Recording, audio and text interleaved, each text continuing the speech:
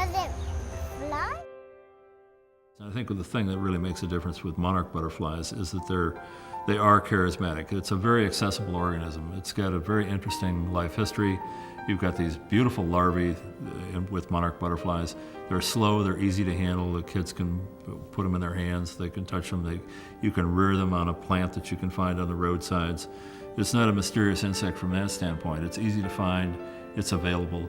And then they form this beautiful chrysalis, which is really kind of awe-inspiring in itself because it has gold flecks on it. It looks like a piece of jade. Like any kid who finds a monarch caterpillar can bring it in and put it in a jar and throw a couple of leaves in there and rear this thing out and go, wow, man, this is cool. So, monarchs have got it. I mean, they've really got it.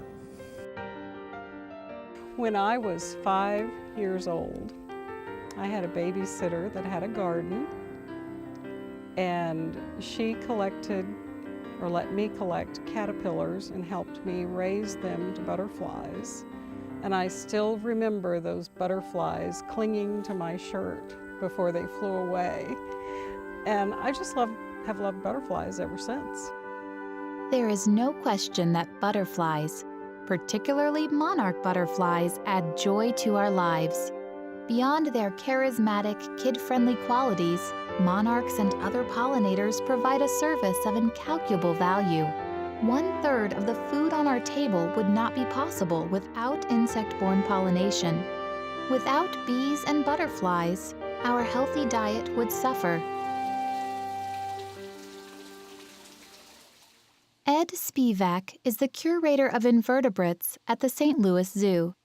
So most people may know butterflies, they may know that they're pollinators. The reason we need those species from just a human point of view is our own health and our own survival. When we look worldwide, about 75% of our crop species are dependent upon pollination. A lot of our diet is what's called wind pollinated plants, corn, rice, wheat, barley, oats.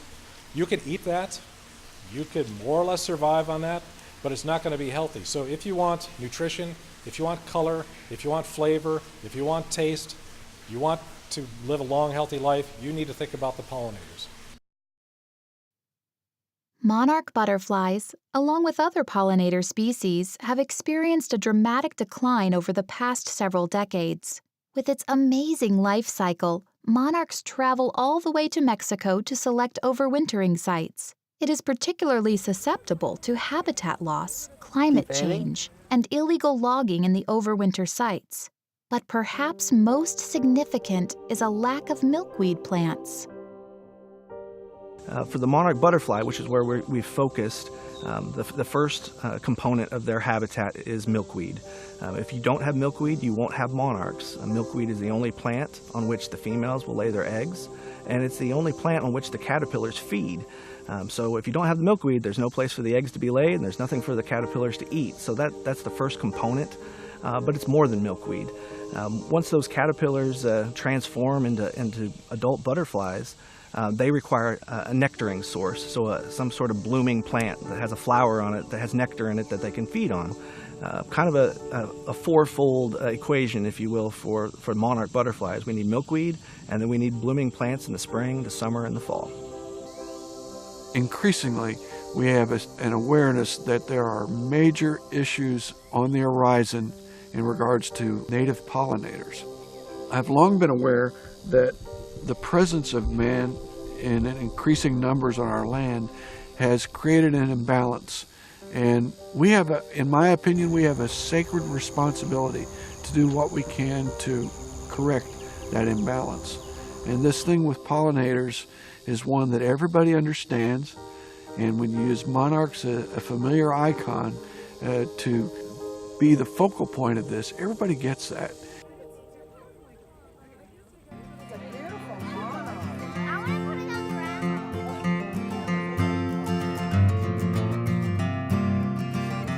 There was a state summit which consisted of the federal, state, NGOs, nonprofit organizations, agricultural businesses, and even the state agricultural entities.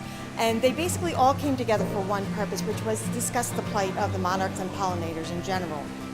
And from that is what arose the collaborative that exists today.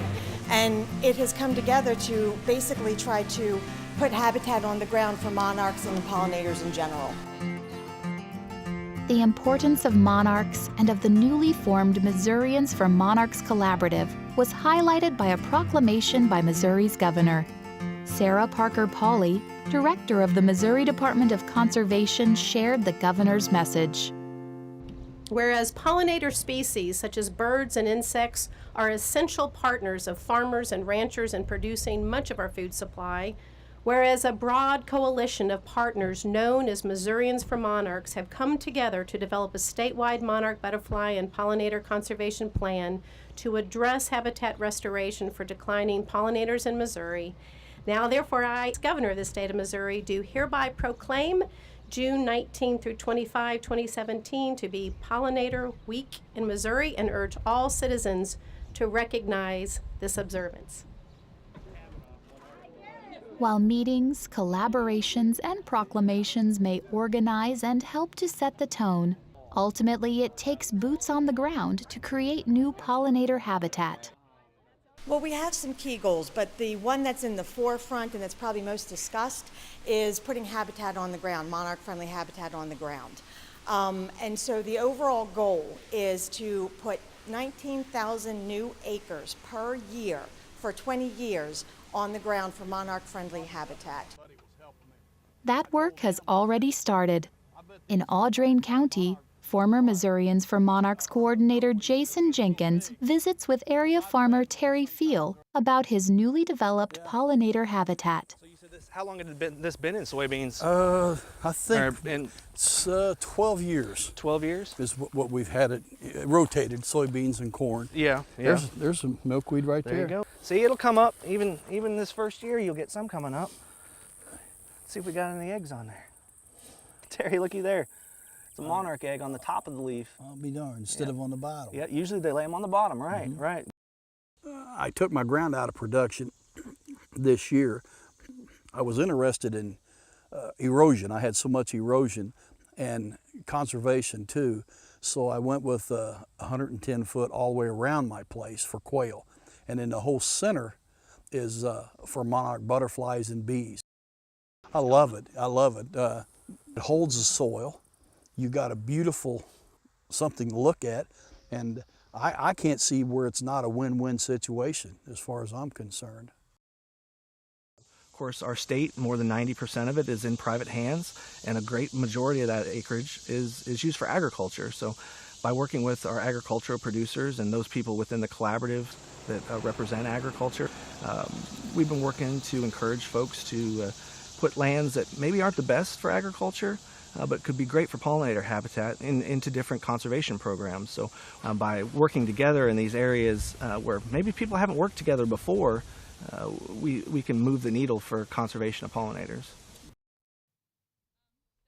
On the farm, the conservation and creation of monarch and pollinator habitat can not only be good for the environment, it can also improve the bottom line. Derek Steen is the Director of Environmental Programs for both the Missouri Soybean Association and the Missouri Corn Growers Association. Most farmers know those parts of a field, specific acres in a field even, that are profitable and that are not. And the fact is there are a lot of acres that farmers farm out of convenience that probably are costing them money instead of making them money. And when it's practical, I think a lot of those those acres can be taken out of production and put into a wildlife practice of their choosing and actually improve their bottom line. We would certainly encourage them to consider some habitat that would support pollinators and the monarch butterfly. But preserving monarchs is not only about hard work on the farm. It's also about fun, with a little education thrown in for good measure. The other goals that we have that are just as important, and they also help support us in attaining that overarching goal, is education and outreach. We have a goal of reaching out and basically just to the general public, bringing the awareness to them, the importance that they are to humans in general. Oh, Monarch Mania, that was, that completely blew us out of the water, the amount of interest and enthusiasm we saw for this little creature. Folks were there in numbers that none of us expected. We actually had more than 1,400 people on a Thursday come out to learn about the monarch butterfly.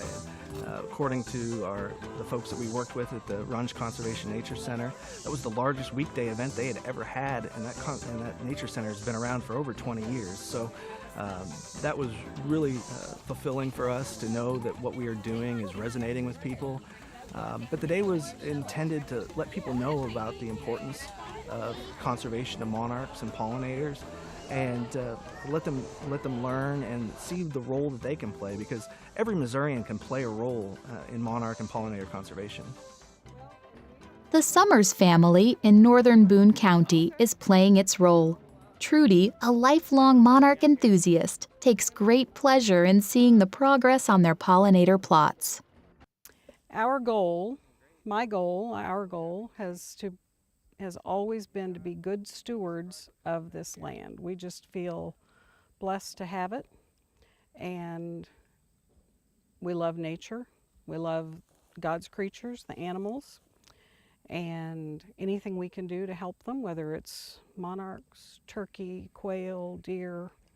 So I've been reading about the decline of pollinators for years, decades, and I'm not a rocket scientist, but it doesn't take very much thinking to realize that if we don't have pollinators, we don't have food, we don't have flowers, and it's a pretty short walk if you don't have those things. It's exciting to me when I see a monarch anywhere. It's exciting to me. My 93-year-old father-in-law brought 2 of his friends over today to see these pollinator plots. One of the women's daughter and granddaughter want to make a pollinator plot, so now she can tell them about it. And that's the way this works. So it's pretty cool. How far does that ripple go? Ripples do go a long way. As the Missourians for Monarchs Collaborative plans for 20 years of establishing new pollinator habitat, the children enjoying Monarch Mania may be exploring the mysteries of the monarch with kids of their own before that goal comes to fruition. But hopefully, this group effort will take hold, with long-lasting positive effects for native bees, butterflies, and people.